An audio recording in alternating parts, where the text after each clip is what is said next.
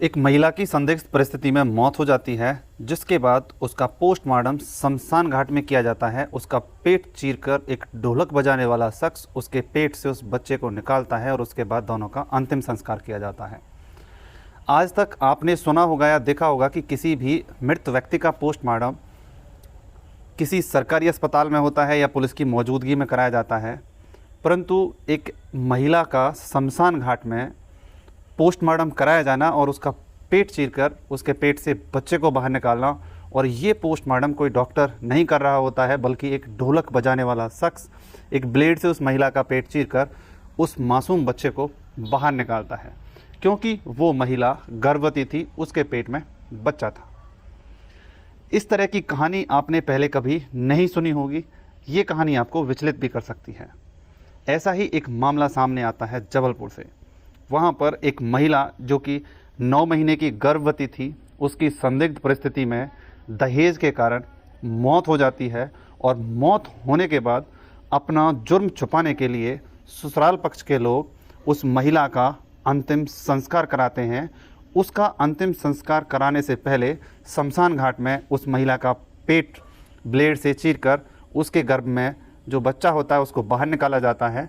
दोनों के दोनों ही मृत होते हैं। ससुराल पक्ष के लोगों के द्वारा लड़की के घर वालों को सूचना दी जाती है। लड़की वाले मौके पर पहुंचते हैं। लड़की वालों को भी डरा धमका कर शांत कर दिया जाता है, और बिना किसी पुलिस की मौजूदगी और डॉक्टरों के मौजूदगी के बिना ही उन दोनों का अंतिम संस्कार कर दिया जाता है। दरअसल ये मामला जबलपुर के पनागार से सामने आता है। वहाँ पर सोनू पटेल नाम का एक शख्स, जिसकी 1.5 साल पहले राधा लोधी के साथ शादी होती है। राधा लोधी गरीब परिवार से संबंध रखती है। अब सोनू पटेल राधा लोधी को दहेज खिलाने की मांग करता है, लेकिन गरीब परिवार होने की वजह से राधा लोधी दहेज देने में असमर्थ रहती है। उनकी मांगों को अपने परिवार से पूरा कराने में असमर्थ होती है, जिसकी सजा राधा लोधी को पिटाई के रूप में समय समय पर मिलती रहती है। बीते कुछ दिन पहले लगभग 17 सितंबर के आसपास उस महिला की, जो कि 8 महीने की गर्भवती होती है, उसकी संदिग्ध परिस्थिति में मौत हो जाती है। उसके मौत की खबर उसके पति सोनू पटेल के द्वारा राधा लोधी के परिवार तक पहुंचा दी जाती है। परिवार वाले जब पहुंचते हैं तो देखते हैं कि राधा लोधी के होंठ नीले पड़े हुए हैं और उसका गला सूजा हुआ है।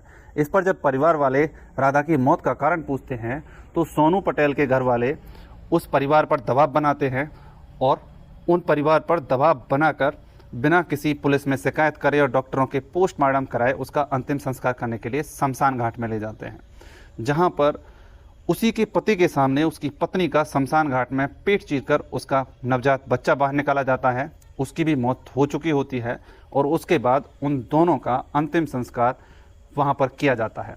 वो कैसा पति था जो मरने के बाद भी अपने पति का अच्छे से अंतिम संस्कार भी नहीं कर पाया, सारे रीति रिवाज भी पूरे नहीं करा पाया।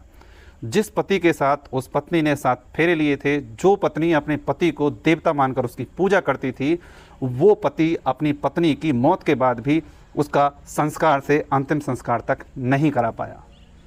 ऐसी घटनाएं समाज में सामने आती हैं जो रोंगटे खड़े करती हैं कि दहेज के लालच में एक पति ने अपनी ही पति की परिवार वालों के साथ मिलकर दहेज न मिलने के कारण उसकी निर्मम हत्या करा दी।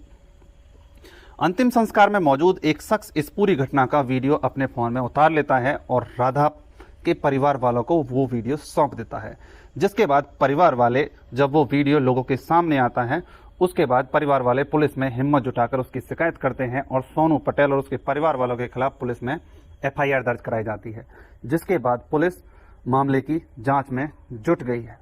ये मामला 11 अक्टूबर को सोशल मीडिया में आता है, जिसके बाद पुलिस हरकत में आती है और मामले की तहकीकात में लग जाती है। करवा चौथ के एक दिन पहले एक पति के द्वारा अपनी पत्नी के साथ इतने शर्मनाक और घृणित घटना को अंजाम दिया गया, जो कि बहुत ही चौंकाने वाला था। ऐसी घटनाएं जब समाज में सामने आती हैं तो हम भी सोचने पर मजबूर हो जाते हैं। आखिरकार एक सवाल खड़ा होता है कि वो कैसा पति था जो मरने के बाद भी अपनी पत्नी का अंतिम संस्कार से नहीं करा पाया। इस घटना के बारे में आपकी क्या राय है, आप हमें कमेंट बॉक्स में बता सकते हैं। इस घटना को बताने के पीछे किसी की भावनाओं को दुख पहुंचाने का, ठेस पहुंचाने का कोई उद्देश्य नहीं है, केवल आपको सतर्क सावधान करने का है। कोई भी काम करने से पहले उसके परिणाम के बारे में जरूर विचार विमर्श करें, जिससे इस तरह की घटना आपके परिवार के लोगों के साथ कभी घटित ना हो। फिर मिलते हैं इसी तरह की किसी और सच्ची घटना के साथ, तब तक के लिए जय हिंद, जय भारत।